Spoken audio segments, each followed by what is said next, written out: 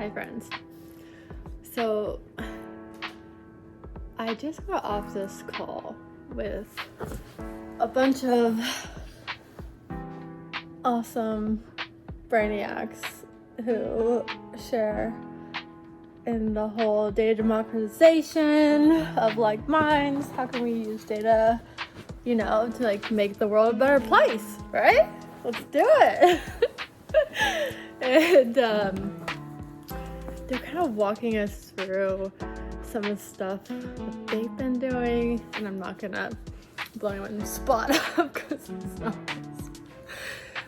But the concept, of what a bunch of,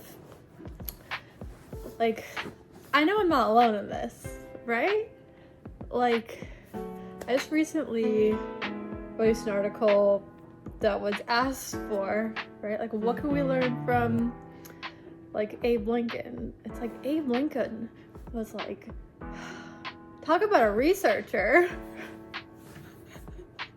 right? He just used to spend so much time in libraries and reviewing documents and legal documents, and that was social media of the day, right? They wanted their leaders to get up there and duke it out, because that was in these big public forums, right?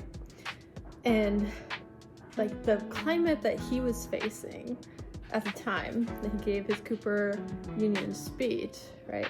Media was against him, his party was against him. He'd already lost in 58 the guy he was going up against, right?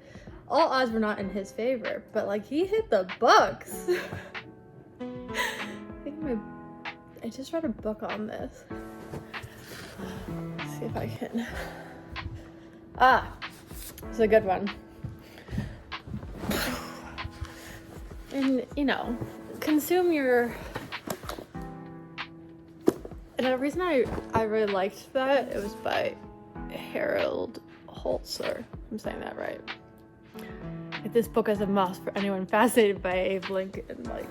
Yeah, buddy. Who isn't, right?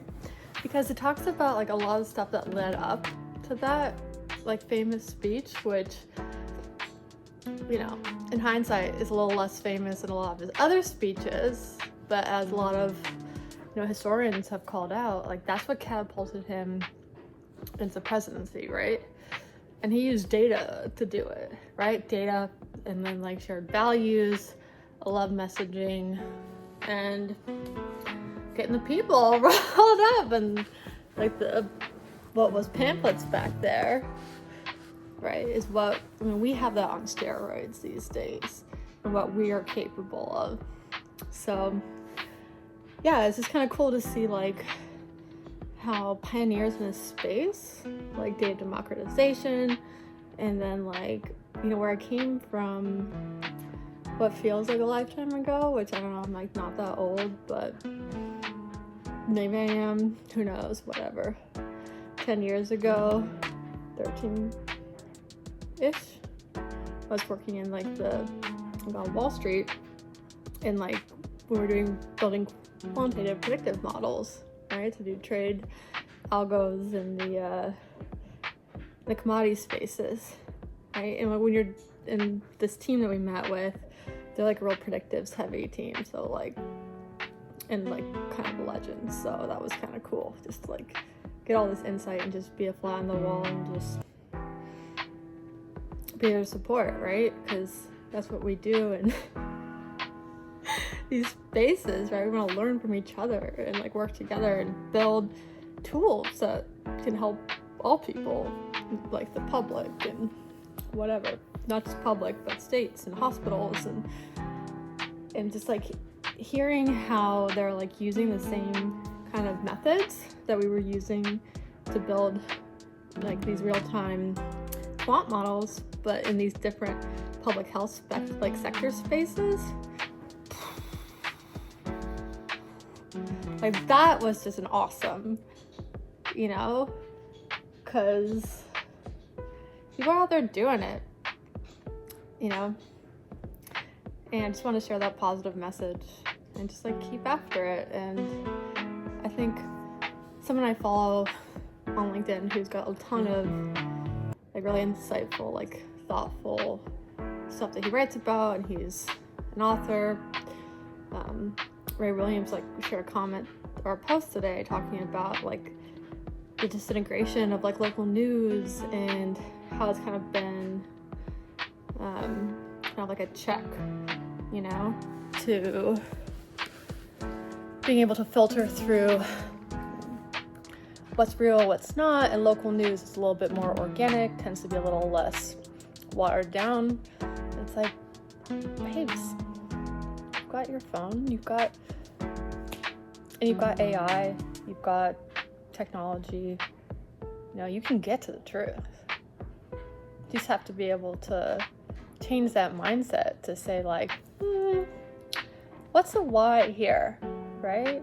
What's the narrative that's being pushed here? And like, can we look at this objectively? AI can help you out. Like learning from these leaders of the past, learning from for-profits, and like learning these best methods and like blending. Like, we got this. We can do this in 2025. You know, the world is our oyster. Tech can be much more than just a threat if you learn how to use it, how it works, and incorporate it, right? It can be the tool to complement all this stuff, bring the history. One thing I love about Yale is like they blend like their history and not just like the good history, but all of it, right? They don't forget it, and they blend that with the present and also the future. And it's not easy to do, right? But it can be done if you're intentional, if you're taking action, if you're engaged, and you want to make this world a little bit better, you know, because it's our world. It's our world. Democracy is not like having a democracy is not like sitting back and saying, you go do it. It's saying, this is what I want. This is what my community wants. Just, you know, just getting out there, getting active. And things are all like, whatever side you're on, whether you're in the middle, whether you're for this policy, not against this one, use your voice, use your platform. It's what your country demands of you. Get after it, babies. Join me. Have these conversations. Have these topics, right? What matters to you? Drop them in the comments. Let's talk about it. What do you want me to research? Hit me. Make it hard. I don't care. Let's have some fun. Let's have some topics like that you guys want to debate about. You want dig into the details? Got you. We got each other. Stay blessed.